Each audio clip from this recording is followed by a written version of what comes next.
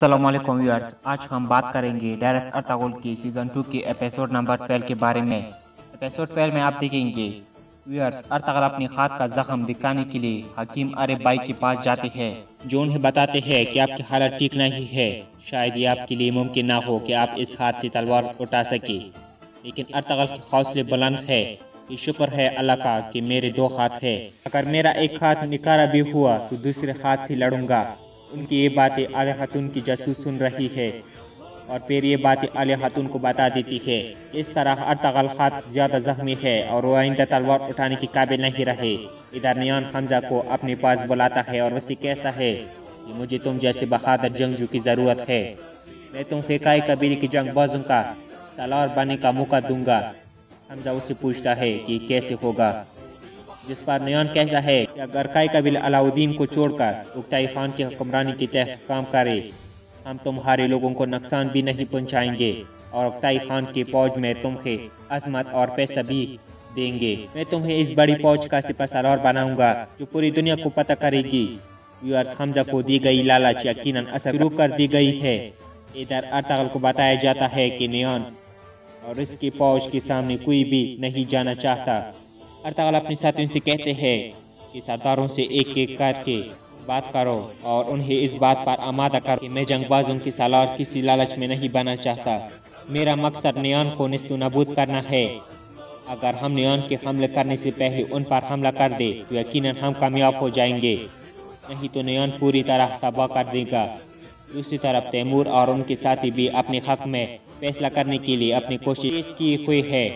وہ یقینی طور پر اپنے سالاروں کو ارطغرل کے خلاف کرانے کی کوشش کر رہے ہیں۔ آخر جرگے کا وقت آ پہنچتا ہے۔ تمام سردار جرگے میں شامل ہونے کے لیے اوطاق میں پہنچتے ہیں۔ سردار خوشنود اور ایمہ خاتون بھی جرگے میں سردار ہونے کی حیثیت سے اوطاق میں داخل ہوتے ہیں۔ اس کے بعد جرگے کا باقاعدہ آغاز ہوتا ہے۔ ارطغرل کہتے ہیں کہ منگول افواج ایک گاؤں میں داخل ہوتی ہے، ہر کسی کو مار دیتے ہیں، مرد، عورت، بچوں اور بوڑھوں کو ہر کسی کا لحاظ نہیں کرتی، لوگ ان سے ڈر رہے ہیں۔ سب سے پہلے ہمیں اس ڈر کو ختم کرنا ہوگا۔ پورے سردیاں بیٹھ کر جنگ کا انتظار کرنا بالکل ایسا ہی ہے جیسے اپنے ہاتھوں سے قبر کھودنا اور اپنی موت کا انتظار کرنا۔ ہمیں لوگوں کے دلوں سے نیان کا ڈر نکالنا ہوگا اور ہمیں ان کی امید بننا ہوگا۔ ہمیں منگول فوج کو سوداگروں کے ساتھ تجارت کرنے سے روکنا ہوگا، یہی ایک ذریعہ ہے جس کی وجہ سے ہم سونے کا ہار کاٹ سکیں گے۔ اس کے بعد ہمارے پاس وقت نہیں ہے کہ ہم دشمن کا انتظار کریں، ہمیں نیان پر حملہ کرنا ہوگا تاکہ اسے سنبھالنے کا وقت نہ ملے۔ پھر اس کو اندازہ ہوگا کہ اس کی فوج بہت دیر تک نہیں لڑ سکتی، اسی لیے یہ صرف وہی شخص کر سکتا ہے جس کو یہ فرائض سلیمان شاہ مرنے سے پہلے سونپ کر گئے تھے، اور وہ شخص میں ہوں۔ اور اسی دوران تیمور جرگے سے مخاطب ہوتے ہیں اور کہتے ہیں کہ ارطغرل یہ بات کیسے کر سکتے ہیں جبکہ ان کا ایک ہاتھ بیکارہ ہے۔ ویورز، اعلیٰ خاتون نے یہ بات یقینی طور پر تیمور کو بتائی تھی جس کا استعمال وہ جرگے کی حمایت کر رہے ہیں۔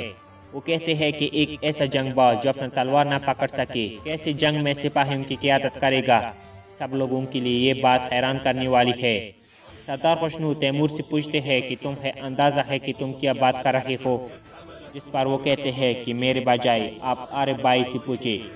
سردار خوشنود جب یہ بات ارب بائی سے پوچھتے ہیں تو تب ارب بائی اس بات کی تصدیق کر دیتے ہیں اور کہتے ہیں کہ واقعی میں ایسا ہی ہے۔ یا ختم ہونے تک اس کا ہاتھ ٹھیک نہیں ہو سکتا۔ تمام سردار جو ارطغرل کی باتوں سے کافی حد تک متاثر ہوئے تھے، تیمور کا یہ الزام ثابت ہونے کے بعد ایک بار پھر سے سوچنے پر مجبور ہو گئے ہیں۔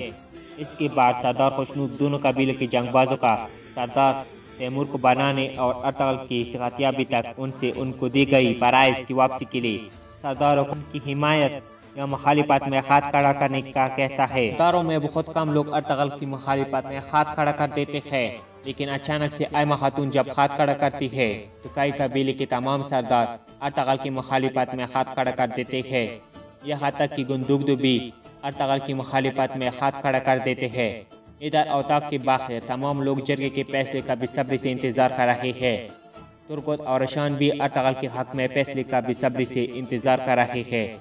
اگلے ایپیسوڈ میں جب یہ پتہ ان کو چلے گی کہ یہ فیصلہ ارطغرل کے حق میں نہیں آ سکا تو ان پر کیا گزرے گی۔ ویورز، یہ تھا ڈیرس ارطغرل کا سیزن 2 کے ایپیسوڈ نمبر 12 کے اوپر ہمارا ریویو۔ اگر آپ کو یہ پسند آئے ہو تو ضرور میرے چینل کو سبسکرائب کریں اور ساتھ ہی بیل آئکن دبا کر اور پہ کلک کریں تاکہ آنے والی ویڈیو کی نوٹیفکیشن آپ سے مس نہ ہو۔